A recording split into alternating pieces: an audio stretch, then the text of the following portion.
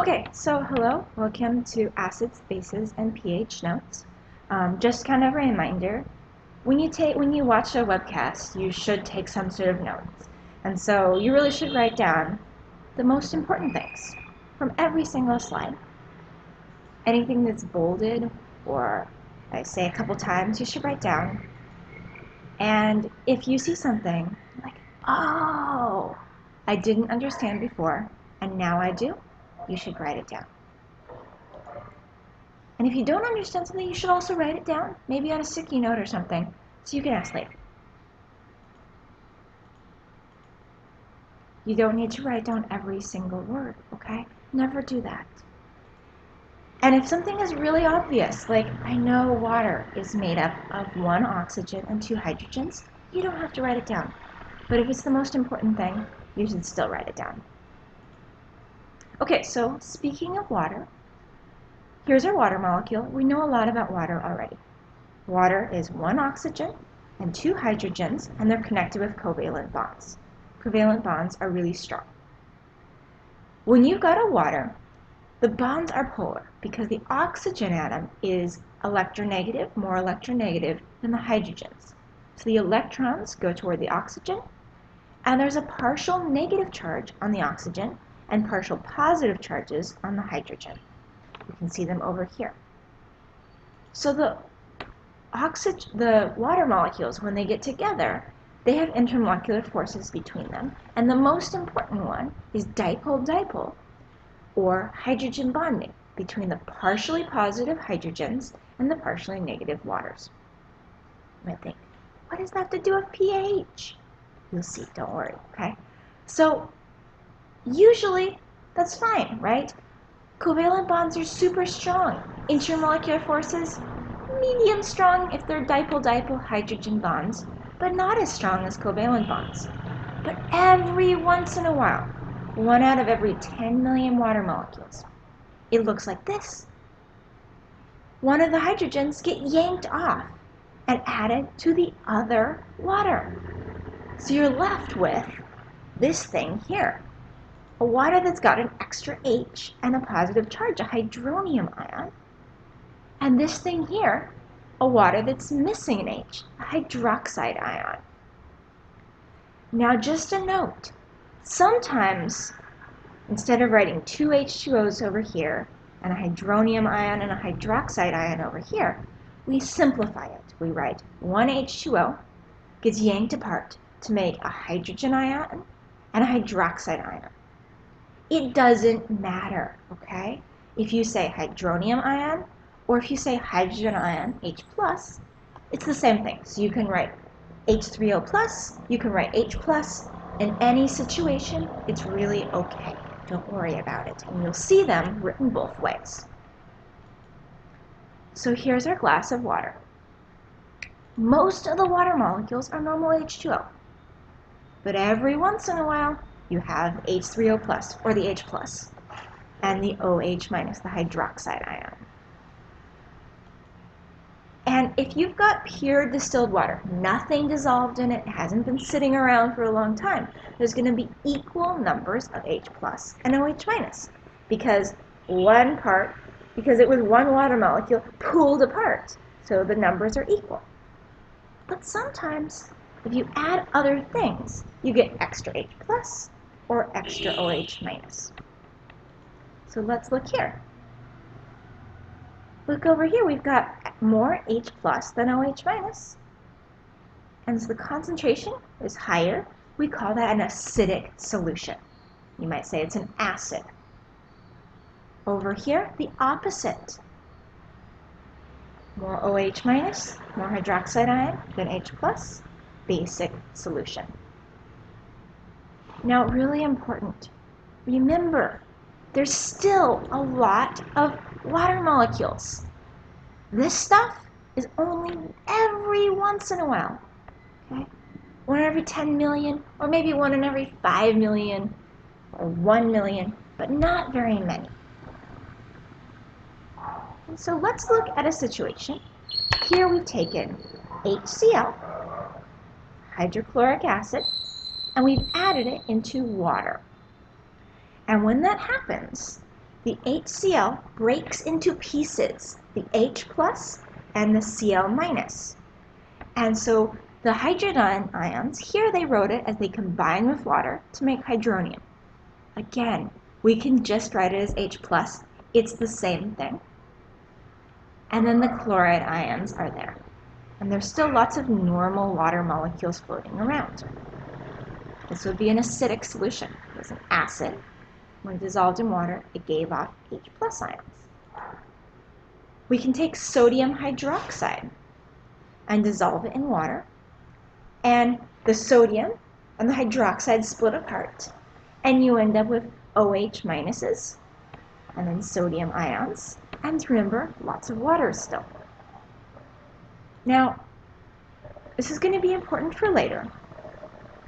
When you add the OH minus to water, remember in every water, there's some H plus and some OH minus also, right? 1 in every 10 million.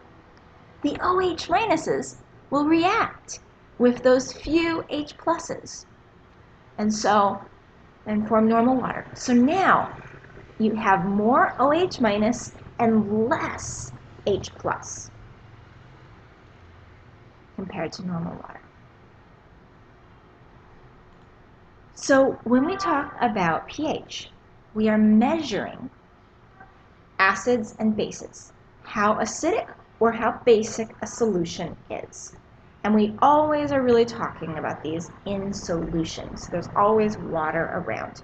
We don't talk about this with a solid substance. Even it's always involving water somewhere. Okay? So there's a formula for this.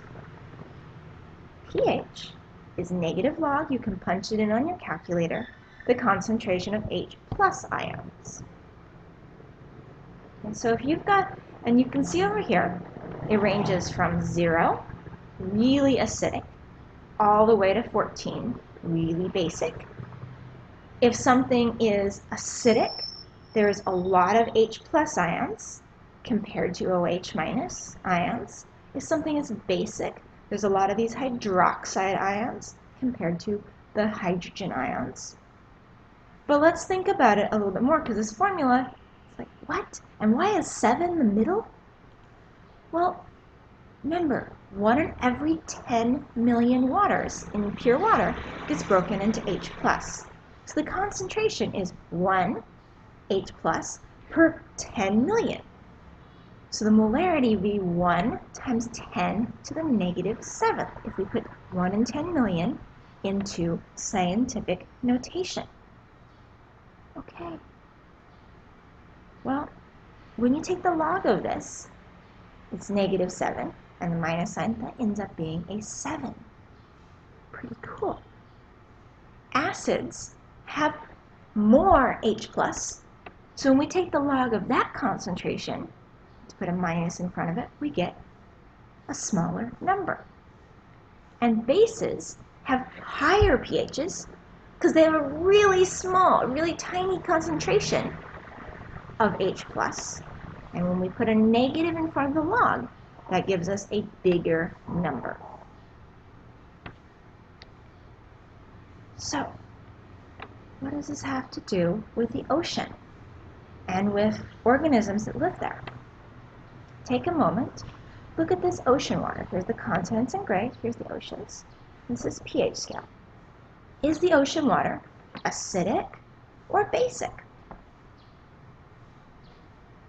And what I see is that most of the ocean water is pH like 8, 8.1.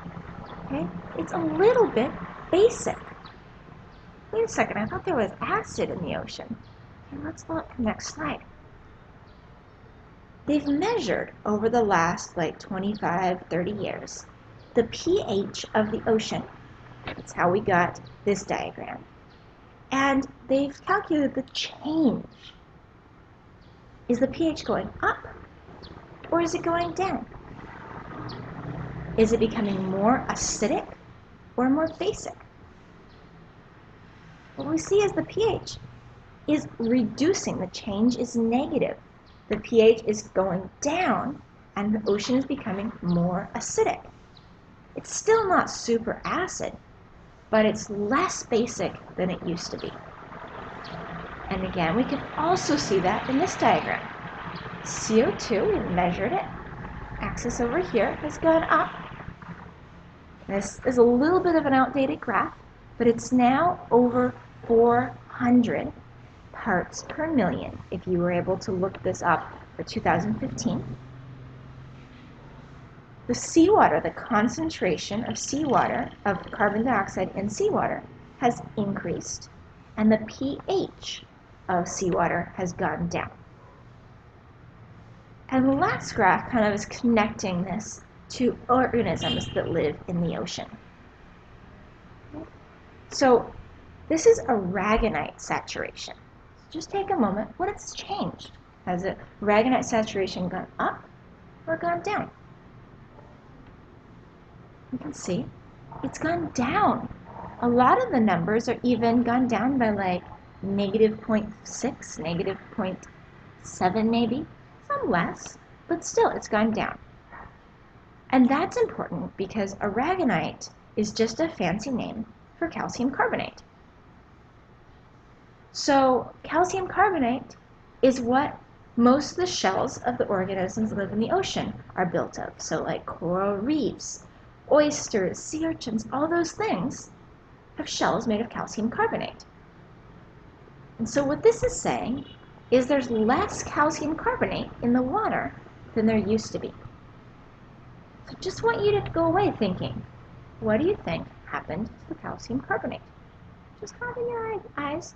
We'll think about it more. So this is the end of the basic notes. Now if you're thinking, wait a second, I'm confused, you should go and watch it again. If you didn't get everything, go and watch it again.